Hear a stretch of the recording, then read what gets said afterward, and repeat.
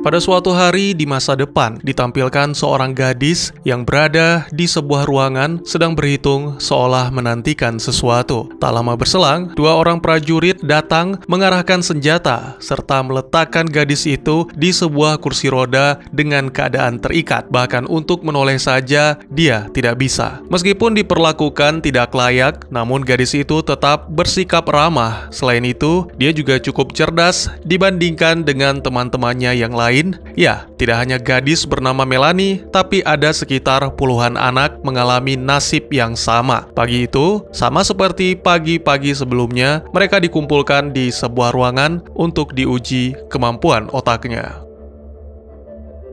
Tak lama kemudian, Dr. Helen Justino datang untuk menggantikan Dr. Jean Selkirk. Seketika, suasana pun menjadi lebih cerah. Anak-anak sangat menyukai Helen yang senang bercerita, terutama tentang mitologi Yunani. Kali ini, dia menceritakan tentang Pandora, sang pembawa berkat. Suatu hari, karena penasaran, Pandora membuka sebuah kotak sehingga melepaskan semua malapetaka yang mengacaukan kehidupan manusia. Namun selain itu, dia juga melepaskan hal baik, yaitu harapan yang membuat manusia bertahan dari segala keburukan.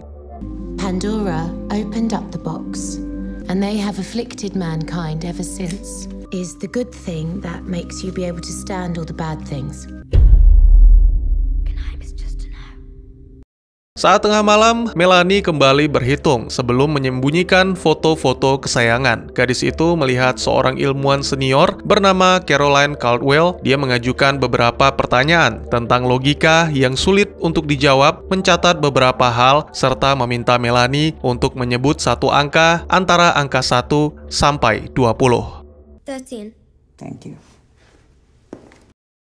Saat pagi hari, sama seperti sebelumnya, semua anak-anak dikumpulkan bersama-sama di dalam satu ruangan. Yang berbeda hari itu adalah seorang bocah dari kamar 13 bernama Kenny tidak bersama mereka. Tidak ada seorang pun yang bisa menjelaskan alasannya, sehingga membuat anak-anak menjadi sedih. Helen pun berinisiatif meminta anak-anak menulis sebuah cerita atau dongeng. Semua pun menurutinya. Lalu beberapa menit kemudian, ketika waktu habis, Melanie mengajukan diri untuk menjadi anak pertama yang membaca. Cerita Melanie tentang seorang gadis yang bertarung melawan monster demi menyelamatkan seorang wanita begitu menyentuh, sampai-sampai membuat Helen mengusap kepala Melanie. Helen telah melakukan sebuah pelanggaran sehingga Sergeant Eddie Parks marah besar dan menunjukkan alasannya. No fucking way. Watch.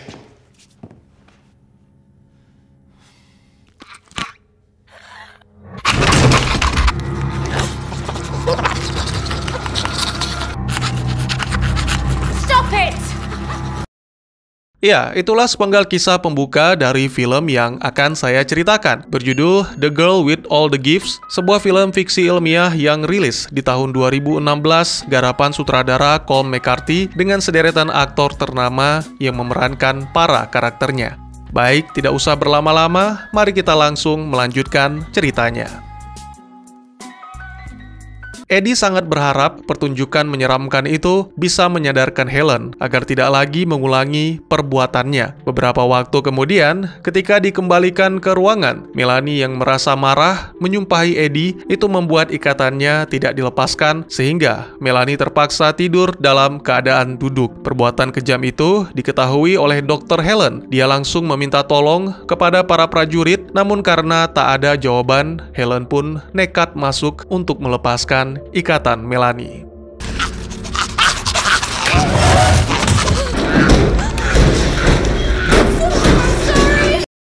Beberapa jam kemudian, Caroline datang dan menemukan bloker gel yang dijatuhkan Helen. Melanie menolak mengatakan siapa pemilik gelnya tanpa banyak basa-basi. Gadis itu pun langsung memberikan sebuah angka yang diminta oleh Caroline, yaitu angka 4. Ya, itu adalah angka yang tertera di pintu kamar Melanie. Pada pagi harinya, Melanie sangat terkejut mengetahui para prajurit tidak datang menghampiri. Beberapa jam setelahnya, barulah Eddie datang untuk membawa Melanie bukan ke ruangan belajar, tapi ke laboratorium.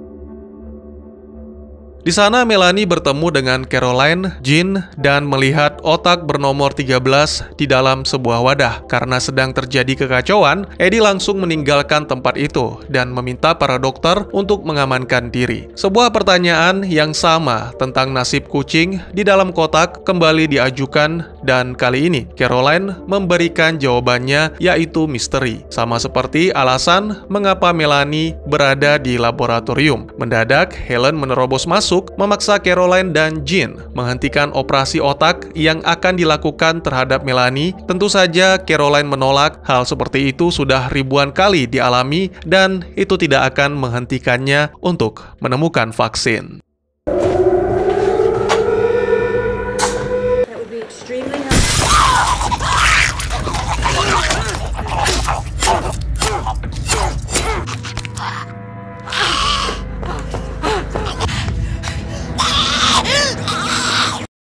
Jean marah dan kebingungan, lalu dia pun menjilati lantai yang bersimbah darah. Sementara Melanie langsung memanfaatkan kesempatan tersebut untuk melarikan diri, dan ternyata suasana di luar laboratorium benar-benar kacau. Terlihat satu persatu para tentara dihabisi dengan kejam. Di sana Melanie juga melihat Helen yang disakiti oleh dua prajurit. Gadis itu tidak bisa tinggal diam dan memutuskan untuk menyerang.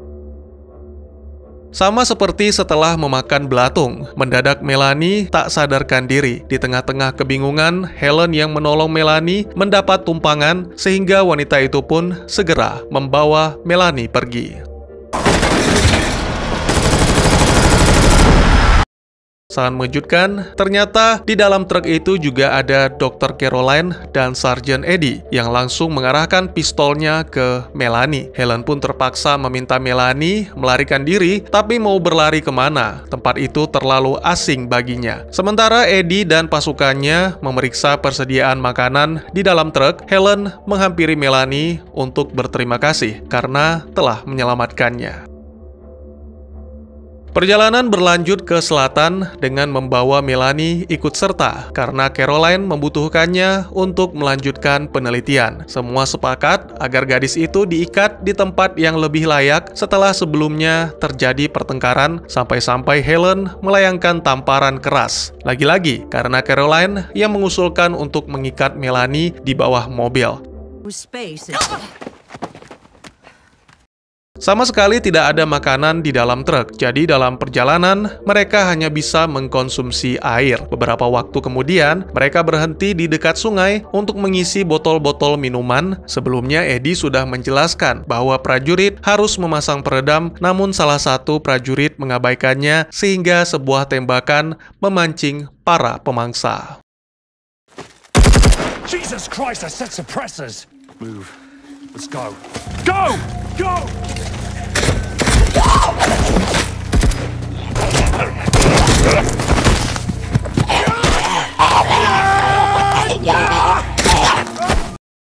Akibat mengabaikan perintah atasan, akhirnya prajurit tersebut terkena batunya. Dia tidak sengaja tertular, sehingga Eddie terpaksa bertindak.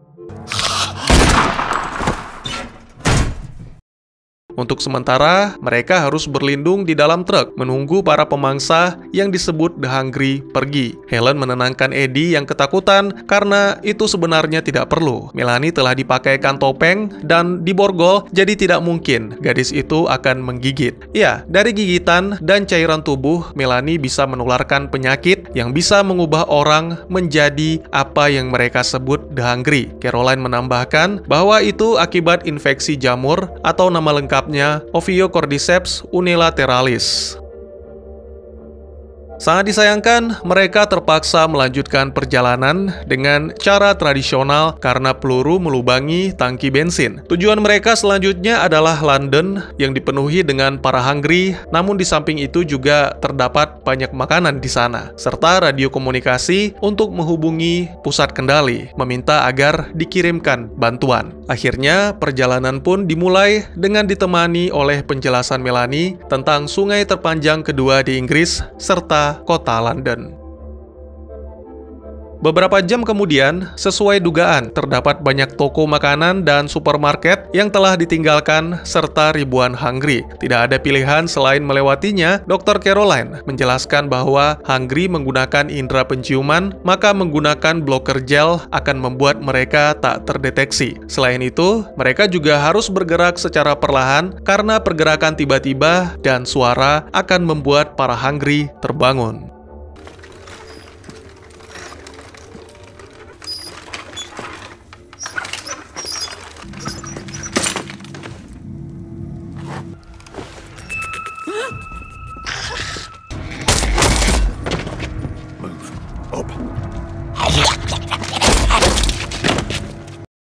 Itu adalah kali pertama Caroline melihat tingkah laku Hungry secara langsung, sehingga membuatnya penasaran. Eddie menegaskan bahwa peristiwa tersebut tidak boleh terulang atau mereka semua akan menjadi menu santapan. Kini kelompok itu berada di sebuah bangunan yang sepertinya adalah bekas asrama atau bangsal. Eddie meminta seorang prajurit bernama Kieran dan Helen berpencar untuk memeriksa keadaan, sedangkan Melanie akan dijaga oleh Caroline. Dalam sebuah percakapan, dokter itu menjelaskan tentang jenis Melanie yang sebenarnya belum memiliki nama, tapi biasanya disebut newborn, terinfeksi dan sudah pasti termasuk dalam Hungry, hanya saja terlihat berbeda karena masih memiliki kesadaran dan bisa berinteraksi dengan lingkungan, bahkan bisa dibilang sangat mirip dengan manusia. Itulah alasannya mengapa Caroline menggunakan mereka sebagai bahan dasar vaksin. Bersamaan dengan itu, ditampilkan Helen yang menemukan Hungry di dalam salah satu ruangan.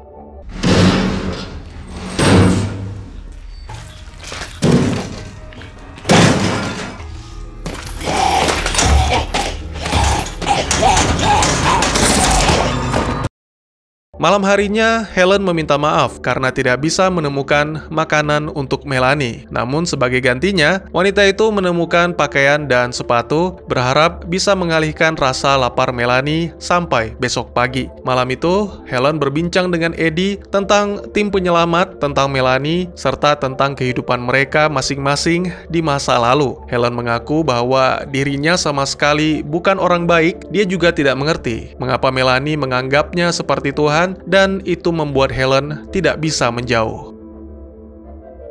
Keesokan paginya, ternyata para Hungry telah berkumpul di sekitar bangunan, sehingga membuat kelompok itu tidak bisa kemana-mana. Melanie menawarkan bantuan karena dirinya lah satu-satunya orang yang tidak akan diserang. Setelah mengganti pakaian, gadis itu pun keluar secara perlahan, memperhatikan Hungry di sekelilingnya sambil memeriksa kesana kemari, mencoba hal-hal yang selama ini hanya diketahui dari membaca buku.